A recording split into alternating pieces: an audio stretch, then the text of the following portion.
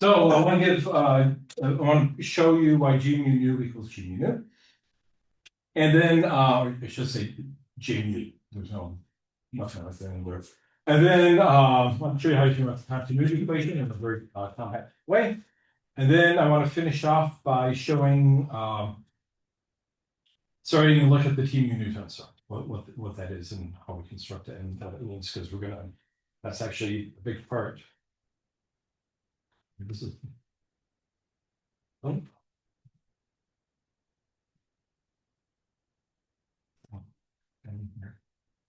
Oh, that, no, Jason's not. Okay, so let's talk about why it is the forecurrent. J mu equal to rho not J mu. Like this. Did I tell you that? Or I think I gave you this. J mu is C rho times J vector into that. Actually, I think I used capital J over this. Where this J, this rho here, rho is your charge density.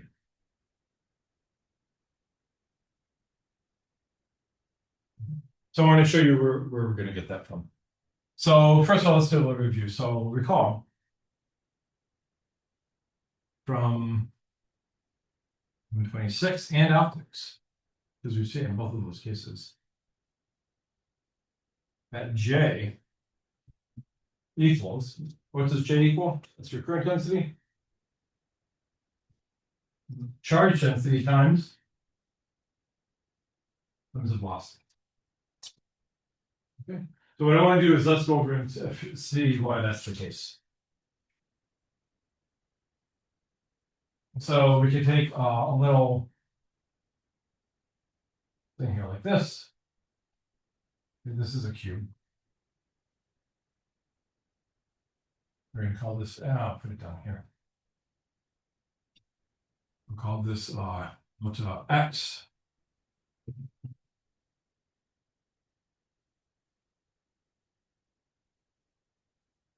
That. Have a three-dimensional thing here like this. Actually, no, I won't.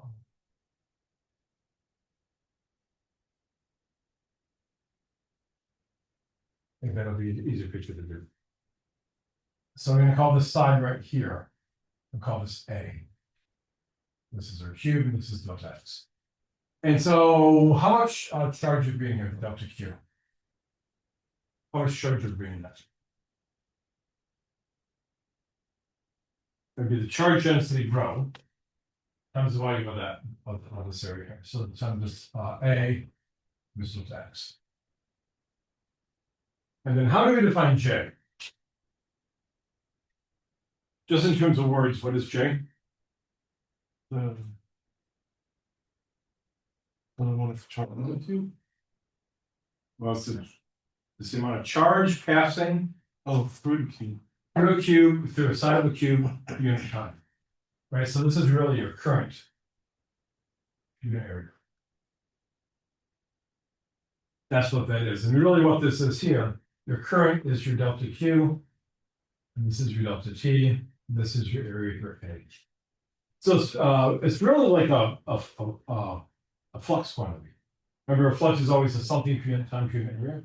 So this J is really like a flux of charge, is what it is. And so what does this become here? Well, your charge is going to be what? It's going to be your rho times A delta X. We divide that by delta T, and we divide this by A. So the A's go out, delta X over delta T is your velocity, so this is our rotation speed. So if you're to make this into a vector, I would say that J is this rotation speed. Yeah, we've seen that more than once. Okay, so now let's figure out what we might guess for this. So with this in mind,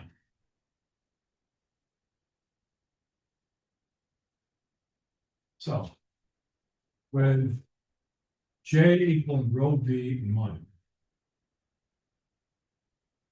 how might we define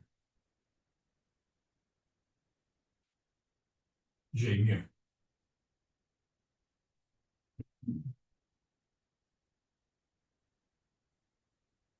So we want it to transform as a 4 vector. Right? So take this here and see if you can generalize it. There's part of it that's a little on the tricky side. Okay, what do you think V is going to be replaced by?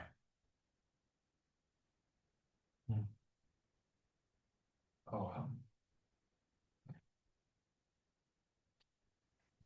U mu, before velocity. So what would you guess here? Is that a good candidate? Would be that we'd have U mu here. Here's your before velocity. Now, what kind of animal do we need here? We need something that transforms as a Lorentz scale. Lorentz scalar. So this has to be a Lorentz scalar. So this has to be something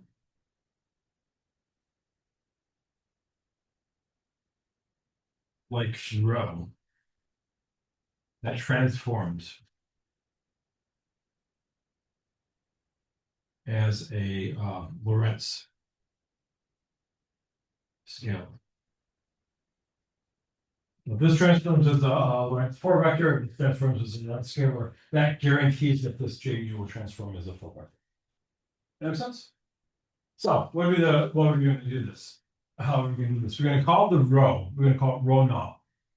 And we have to figure out how to define this. So we define J mu as J mu equals rho naught U mu. And this rho naught here, this is the rest charge density.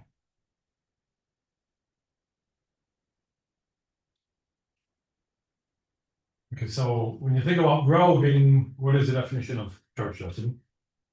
Charge over Volume. So charge can never be created or conserved, so that's automatically a charge density. I mean, a Lorentz scalar. So this would be some delta Q here. And now I need some sort of volume delta V. I'm going to call this delta V here. I'm going to call it delta V proper. So this is your proper volume.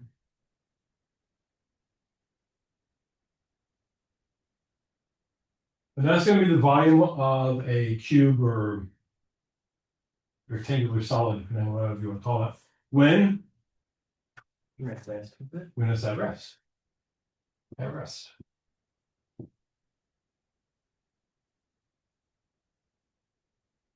This is your volume.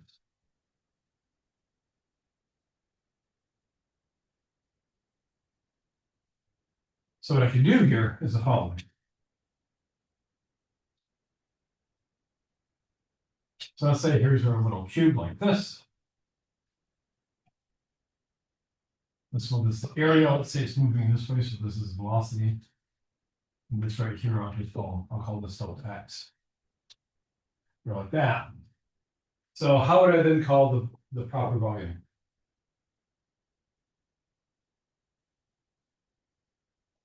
X cubed. Is that the X cubed? Or be a this length here a. Oh. But I can't keep delta x in here because why? That's contracted length. Oh. So I need the proper length here x naught. So this is your proper length.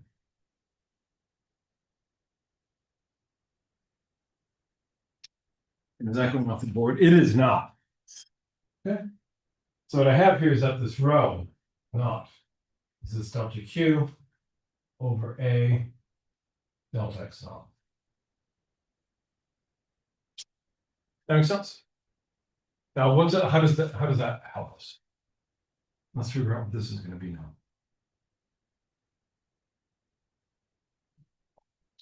Let's ask what is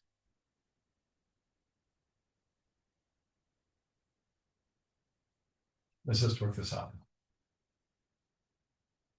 This J mu is this delta Q over A delta X proper, call it X naught, times, what is C mu? I mean U mu? Zeroth component is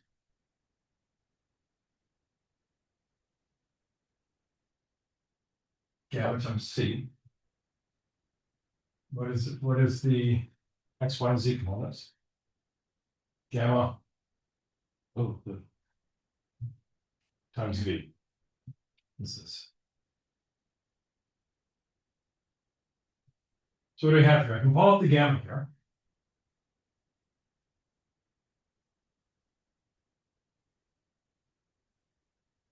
Right, this is CV. Does this have a name? contractile. That's my contractile. I'll tell that.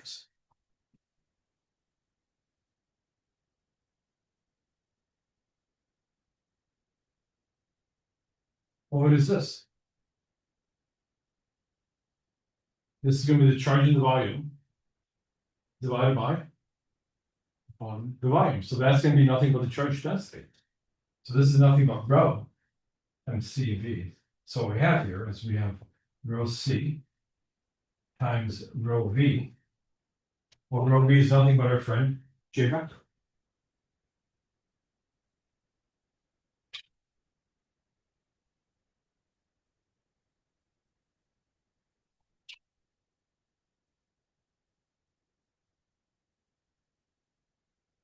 What we have here is that our J mu is our C rho times the J vector.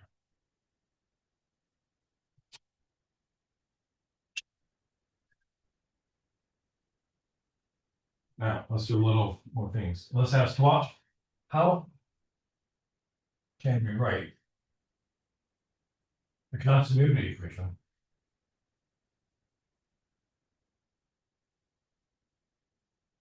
in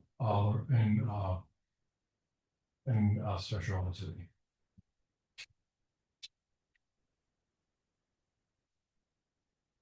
So that means you remember what the continuity equation is. So what's the continuity equation for optics?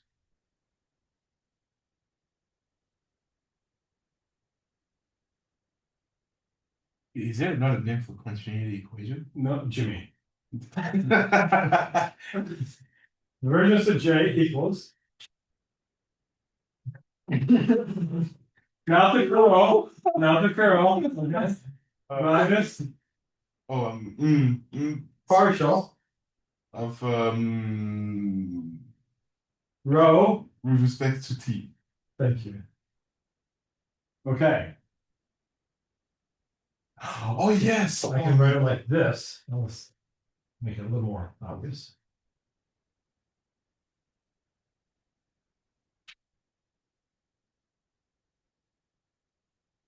Yeah. And we're done.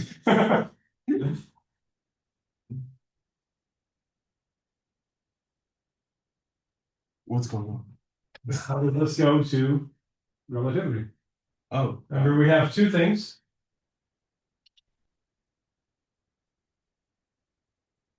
So recall, we have partial mu and partial mu. What's the distinction between those? One's covariant, one's contravariant. Which is contravariant? That one, correct. Okay, now normally what happens, this is the one exception we have here. Normally the contravariant for a vector, what do you know about all the components? They're all positive. And then the covariant one, they're all positive except the t ones. except the zeroth component of the t. Then this gets to the t. Sadly, in this case, what happens? It flips. Okay. So this one here, this is really minus partial with respect to CT. Partial with respect to X, which is Y, partial with respect to Z. Or you can often see this written as minus partial with respect to CT. Here's that, you'll see that. And then this is what, well, this is the same thing over the positive side.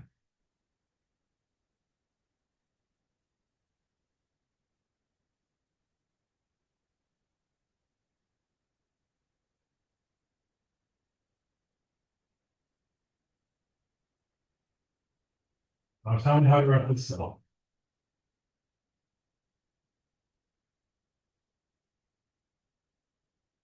Um,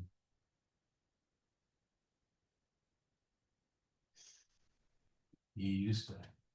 Which one? Looking at it, I would say probably the country Larry. This one. Yes. So you do this one. That's So I can write it as I can write it as partial mu J mu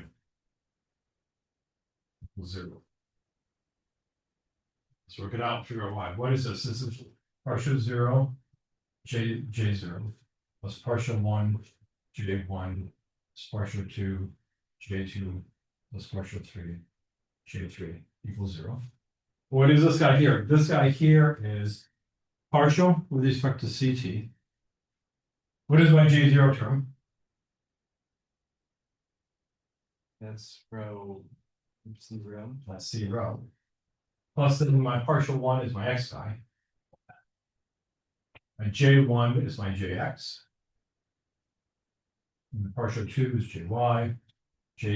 My partial Y, my J2 is JY.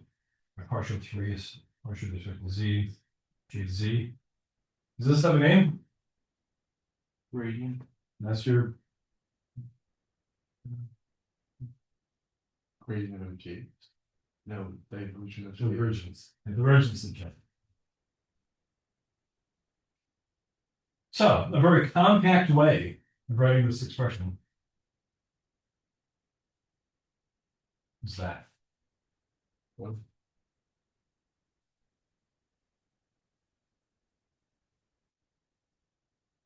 Once we get a little bit more, we'll see that this is actually a scalar equation. Which means that I can put it in, just put primes on it, and so that's also on the other frame. But we don't know that yet. Okay? I love this equation. It's like the evolved form of the curl equals 0. Okay, when you do really, really sophisticated math, it turns out the divergence theorem and Stokes theorem are the same thing. Oh, But that you have to do some, there's a really serious price that knowledge.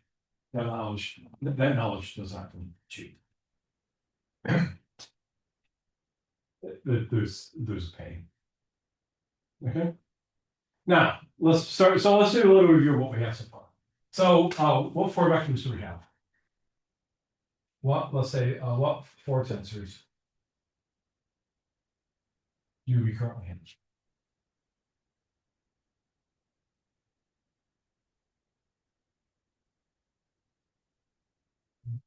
We have x mu, which is what? CT. CT x y 0, I can just say CT for vector. Okay. We have u mu, which is gamma c, gamma v. Then we have p mu, which is m naught. What is m naught again? Rest mass. Rest mass times u mu. What does that end up becoming? E over c MC squared. No, p vector. P vector. We have a mu from last time. That's our four potential, which is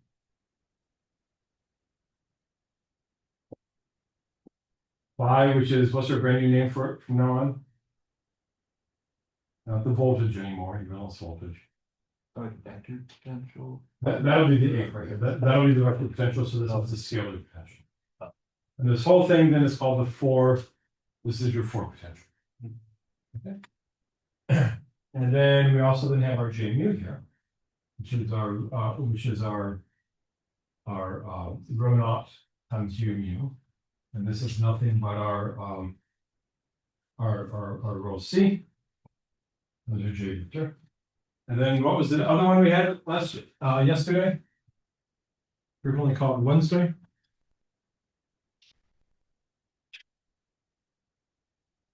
F. Actually, let's get it one. Then we have our J mu. Okay, so this is our minus partial with respect to CT gradient. And then we had this one here. Just to illustrate the difference.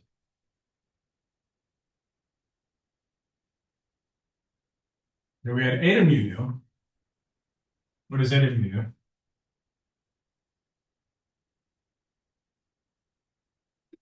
That's which is -1. This is this minus 1 0 0 0 0 1 0 0 0 0 1 0 0 0 0 1. We call that the flat space-time metric. Okay. Then we had another one. We now have eta mu nu. But I should mention that this guy here is going to be a corresponding one, eta mu nu. It's going to be the same thing. And how did we define f mu nu?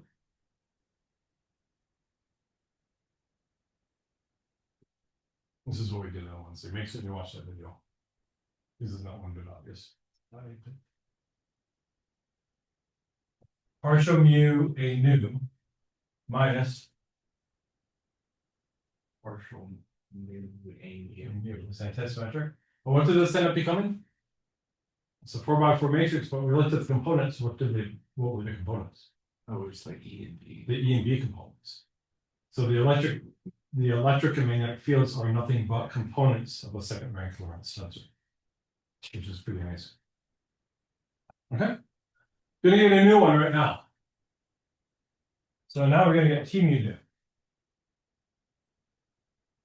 Okay. And we're gonna define it to be something. Is T the kinetic unit? There's a component of that in there, which is part of the reason why it's called T. I'll give you the fancy Schumann signature in a second. So you're gonna have rho naught. Now this is not your charge density. This is your mass density. So this is your mass density at rest. U mu nu.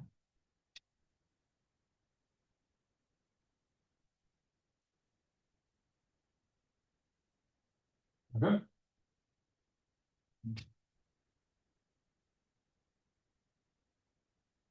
Suppose I said prove that transforms as a 4-vector. I mean, as a second rank Lorentz tensor. How would you prove that?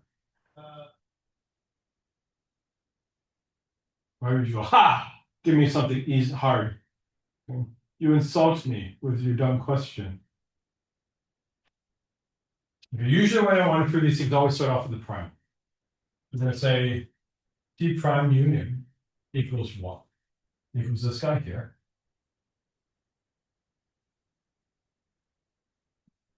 Equals rho naught, that's the scalar. Now, if this is a true 4-vector, how does this get to transform? How do 4 vectors always transform?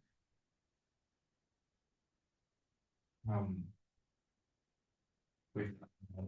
A Mu alpha. tell me what Mu up, alpha space down. Yep. Right. Mu. Mu. Oh, mu alpha. alpha. So that's this guy. Okay, so that is here. Let's do this one here. A mu up, beta down, U beta. Beta. So then I can write this as A mu alpha, A nu beta. Okay. You know that Who song? Mu beta, mu beta. That's what is a metaphor. They actually do general relativity and calculating the T mu nuisance. That's why anyone understood this song. They didn't understand the metaphor. They're morons.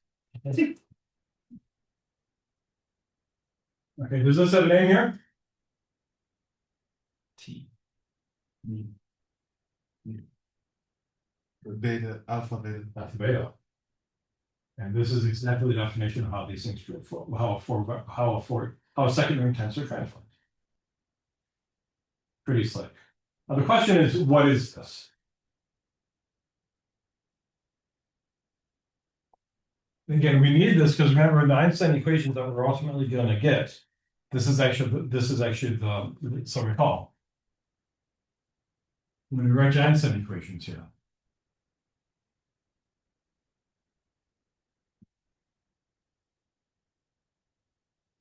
We need it right there. So we're going to start off in this form here. It turns out that the T mu nu is not always given by the sleep beforehand. This will be, well, going back later on and talking about what this is for. In general, this can be a far more complicated object.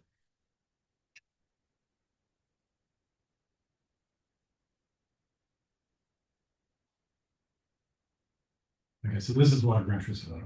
So let's ask what is T 0, 0? So let's just calculate these components. Let's figure out if we can figure out what they are. So T 0, 0 would have to be what? It has to be rho naught U 0, U 0.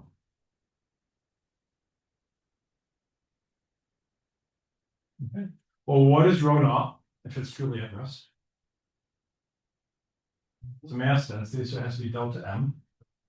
Okay. Well, this is your rest mass over the net volume, over that A times, let's say delta X property. A times delta X property. Okay. What is U 0? Isn't it just 0? You don't move. No, it's always by definition. Gamma C. Oh, wait. So this is gamma C.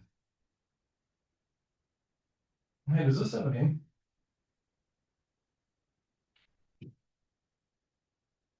What is the contracting? Contracted length. So this is delta X. This is delta M over A delta X. C squared, and then I have a gamma. Okay. This is a name. Let's write it in a slightly more user-friendly fashion. Gamma delta M C squared over A delta X. Does that have a name? The energy? That's your energy. What does it say delta X? It is the volume. Hey, tell me how we're going to interpret the T00 component. It is nothing but the energy density. Okay, so what this means here is that T00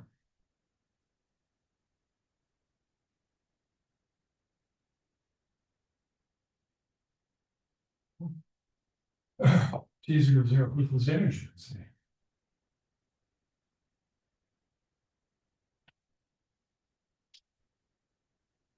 Now we derived it here for this thing with mass. But it turns out in general the T00 is always your energy density. Okay. Let's look at this one. What is T01?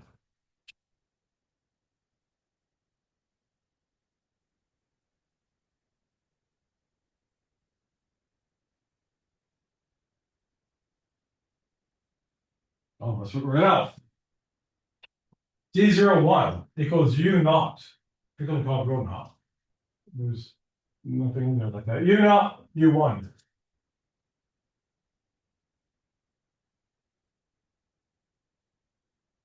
Gamma C, gamma Vx. Yeah, gamma C, gamma Vx. Which is what? Delta M over A delta X naught. Gamma C, gamma Vx. And does this have a name? Contracted. It contract, this is going to be our contracted length, so this is delta M over A delta X. And now I have gamma C. I'm sorry, we have this CVX gamma here. Let's write this in more user-friendly form. We still have room here. I'm going to write this as gamma delta M Vx C over A delta X. Does this have a name here? That's your X component of momentum per unit Area. What time? No. Whoa. A times delta X. Volume. Volume. Oh, like that. This right here. This is our X momentum.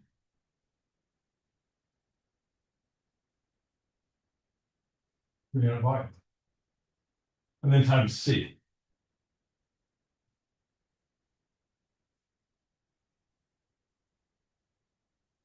Hey, what do you think T02 is going to be? The Y component of the X component of The Y component momentum over the volume times C, and then same thing then for the T03. Now we can also look at it another way.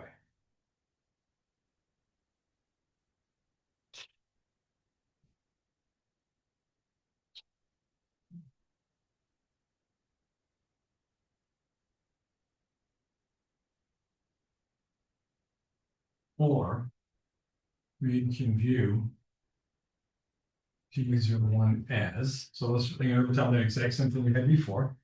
It's this delta M A delta X C VX gamma.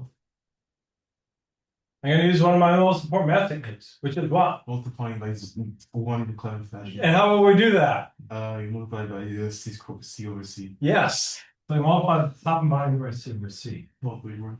And so what do I have? I get gamma delta M C squared VX. Okay. A delta X all over C. Hey, does this have a name here? E energy. That's our energy times the Vx here. So I'm going to end up with this energy times Vx. Okay, over this A delta X here like this. C.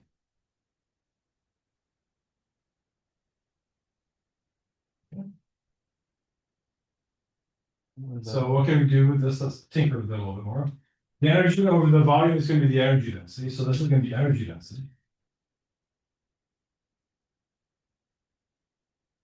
Times Vx over C. Okay, this right here. That right there is going to be the flux of energy in the X direction.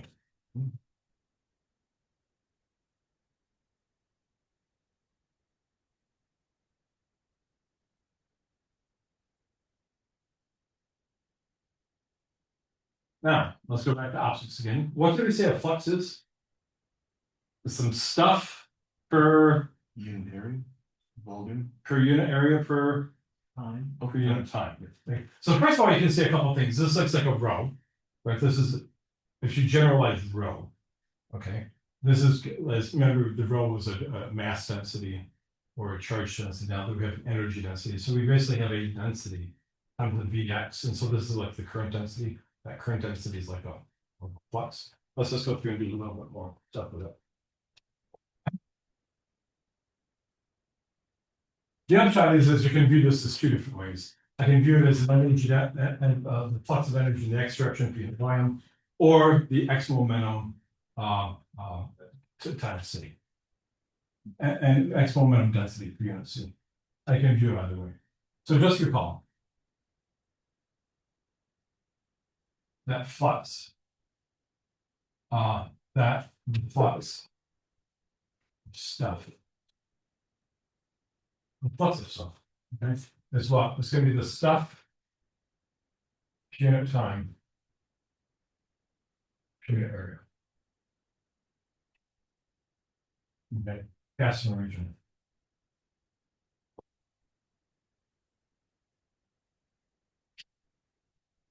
Okay. So let's do our little.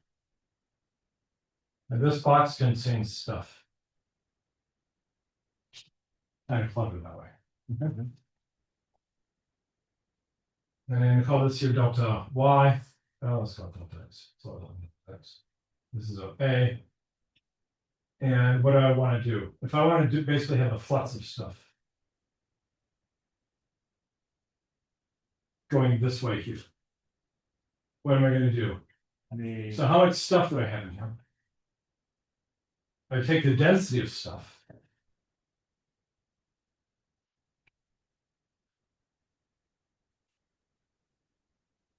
times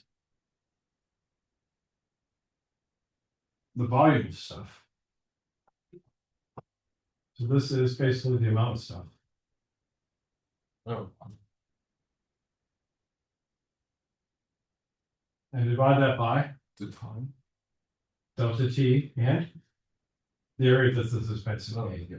The A's go out, and this right here, this is my V, to get row of stuff times your velocity here. And that's what we're getting here. In this case, our row of stuff, is the energy density. You get the energy density to the x here, so that's going to be the flux of energy in the x direction, then we get this divided by c. So if we look at our matrix here, if we write it as matrix, we get the following. Okay, the key, let's do this. So this right here is our energy density. What did we say about here? Because remember, this is symmetric here. The X component. Yeah, so you could say this is going to be, there's two ways of doing this. Okay, so our first way was what? It was basically it's the momentum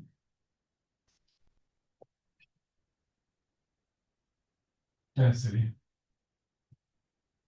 Okay. Times C. the times you see. Or The energy density. or your energy flux. Yeah. In the x direction. So you should say the momentum density in the x direction. Times C. Or this is the energy flux in the x direction for C. Ultimately, you're going to go to natural units for C equals 1. So you're not going to have to worry about that student factor of C. Okay. And then it's the same thing down here. That makes sense. So you have two ways of looking at it. So what does that leave now?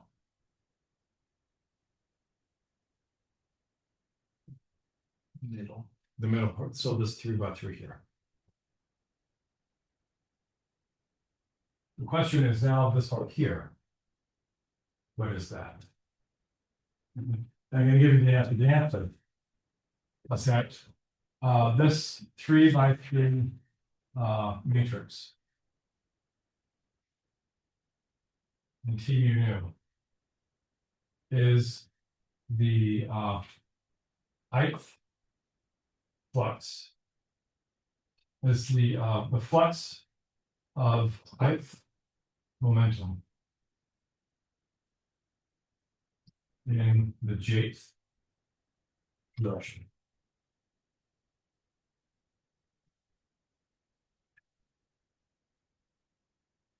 And the easiest, the way we're going to do it, we're going to look at two cases and we're going to see it works. Okay, so let's have this split.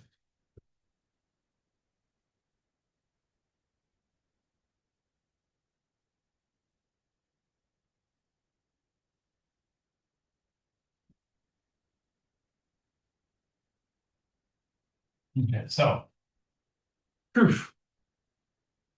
The proof is really by construction. Proof by construction. Okay, so we're going to look at T, let's say 1, 2. This is going to be rho naught U1, U2. Okay, you're pros at this. You don't need me anymore. What is rho naught? It's the delta M or Delta M. A delta X. Ready? Delta X. Okay. Or I could do a delta Y too, doesn't matter. I'll say over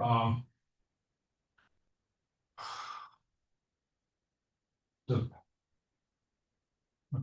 Gamma. U1 is Gamma. gamma Vx. Vx, U2 is Gamma. Vy. Vy. Why do the gammas go where? With the, Oh, this is an option. Goes with this guy, yeah. and it's going to make it the delta M over A delta X. So this whole thing here, this is just a rho. Actually, no, not going to digital. We'll leave it like that. Then what do we have? Then we have Vx gamma Vy. You finish it up for me. What is this going to be? X momentum. That's your x momentum. This is your x momentum.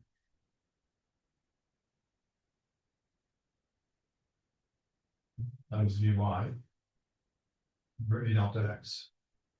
Well, what is this whole thing then here then? X momentum density. Yeah, this is your X momentum density.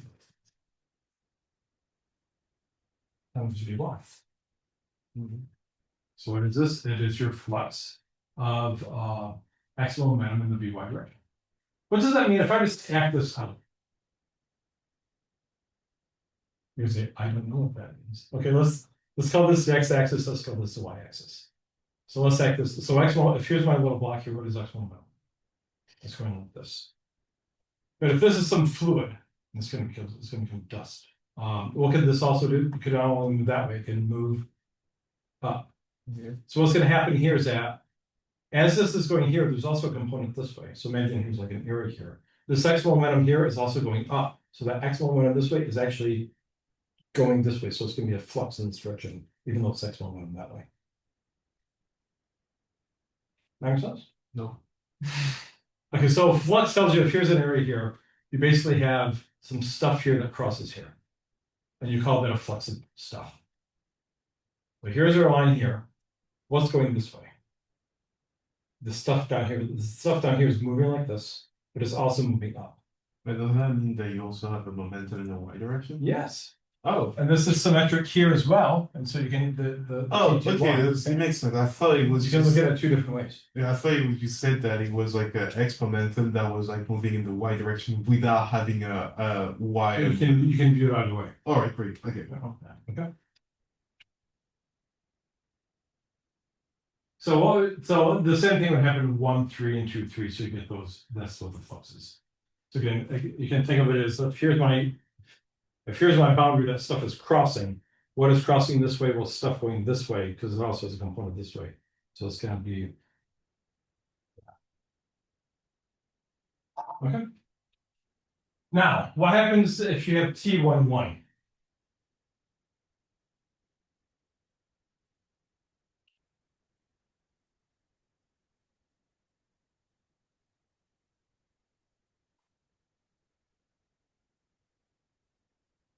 Well, what is this? Rho naught U1.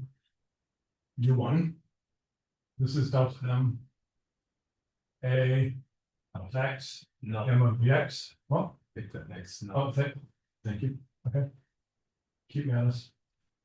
Gamma of the X. This goes here, making delta X.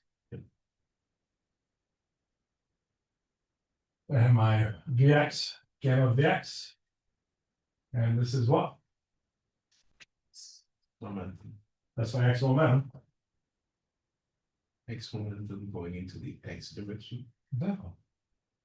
Isn't that?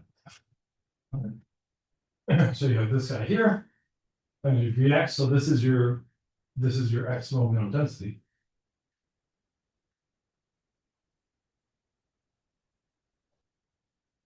And this Vx. So this is nothing but the flux of X momentum. In the X direction. Exactly. That sounds repetitive. Remember, the flux is a previous variable. Okay. Okay. Pretty slick. So if you look at this whole thing here.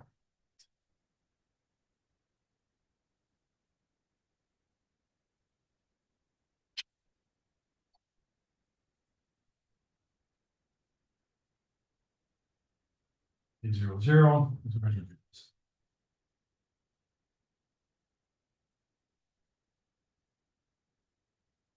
The Tij here, this is the flux of ith momentum in the jth direction.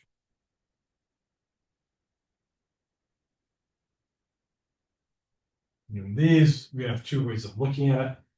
We can look at it as basically the flux energy in the ith direction. Unit C, or the where the flux or the ith momentum density.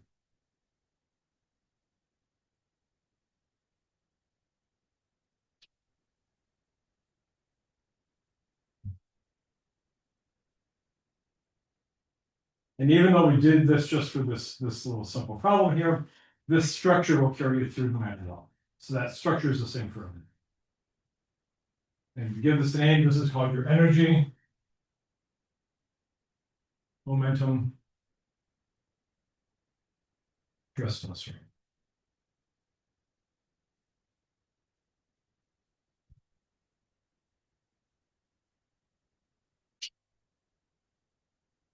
We'll eventually generalize it. We're going to use this quite a bit, obviously. We're going to then connect it with general relativity. It's going to become very important because it turns out that in our simple cosmological models, which we're going to assume that we have a homogeneous universe, which is a large enough flight scale, it's not a bad assumption. It turns out this is going to become entirely diagonal. That's going to become, we're going to relate, we're going to do some really fundamental stuff with it. Okay, but we don't know that now. We have time, meaning I have time to write it up as a homework assignment.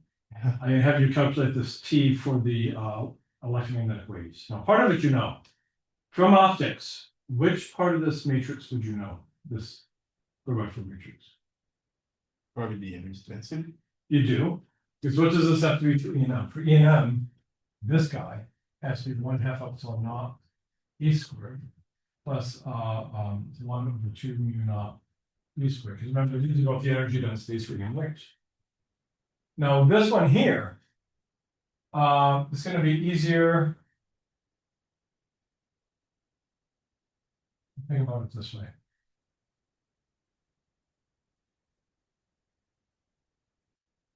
You had all the time out. Is that the J vector? No. With waves, what did we have the energy between time between area? Density? No. The pointing vector. And so what this has become is that this would be your pointing vector. What? S. Oh, S. Remember, it's your energy between time between area. Yeah. So this right here, remember, which is your one of your not E cross B. Yeah. Yeah, you can put in terms of H if you will too. Well, that's what this is going to be here. This is going to be your X, Y, and Z components of this. You know, divided by C. This sadly, this hurts. Okay. Okay. And that's where all the work is involved.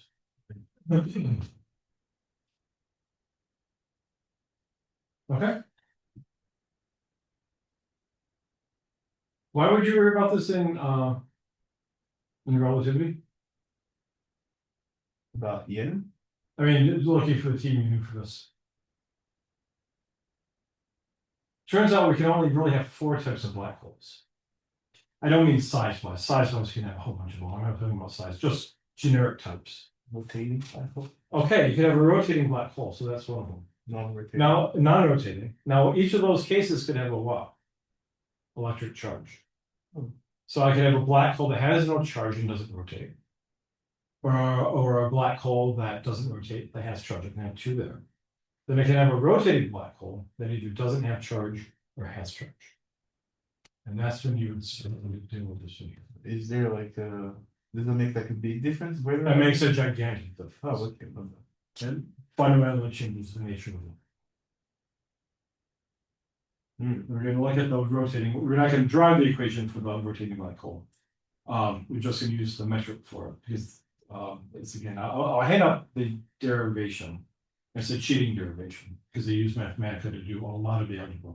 They made some simplifications, and it's probably like 10, 12 pages of really solidly dense mathematics. And that's the baby proof. Because again, historically, this was 1915 when GR was done. And I think within the first year after this, the non-rotating black hole solutions. No charge. That was done almost immediately. I think I have to quote on, don't quote me on the time here. I think it was in 1963 that they actually came up with the rotating black hole solution. And that shows you just, and these are smart people, very, very smart people. The person who did it first was Kerr. I think he's on the field. And so we're going to look at the Kerr black hole. We're not going to worry about the derivation for it because the derivation is pathological. And it turns out this is going to be significantly different than a black hole that is not rotating. What's the main difference?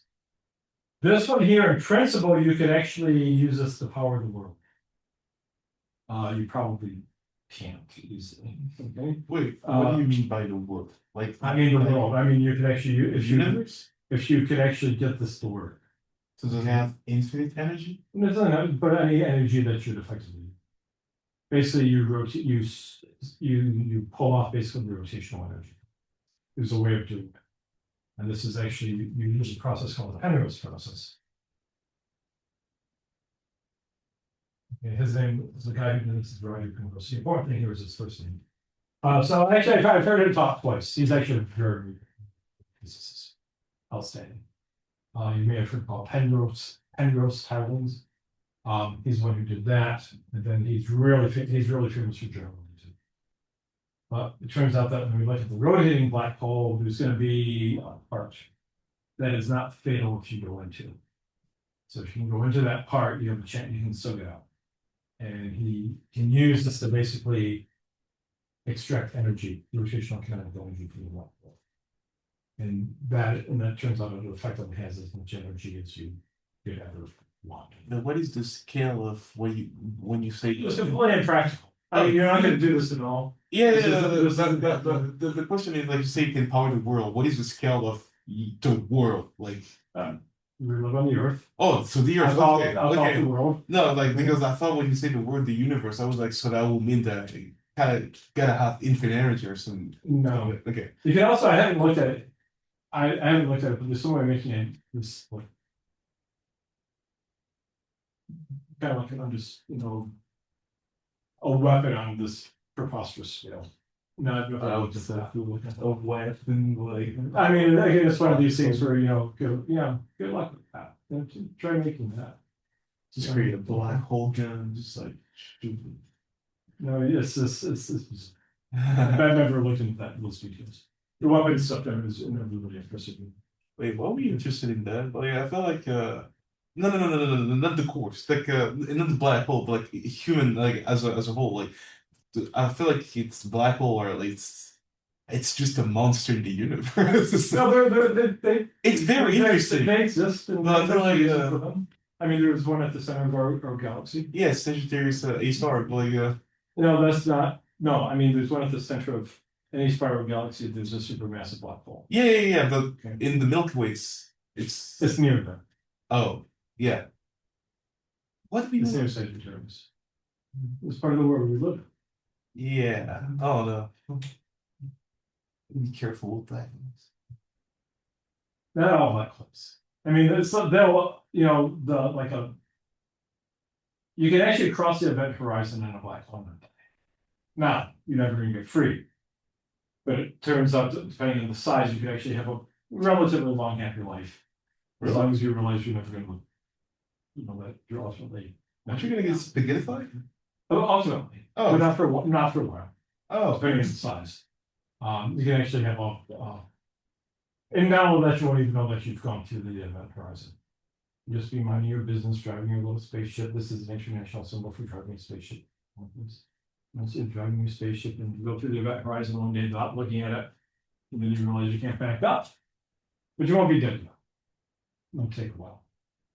You can't go backward, you can only go forward. But you can live for a while. And be happy. Again, assuming you don't think too much will happen to you. is it because of the special relativity stuff, like how time, like how we restrict? No, No, it has nothing, it has entirely to do with what happens when you're close to the event horizon.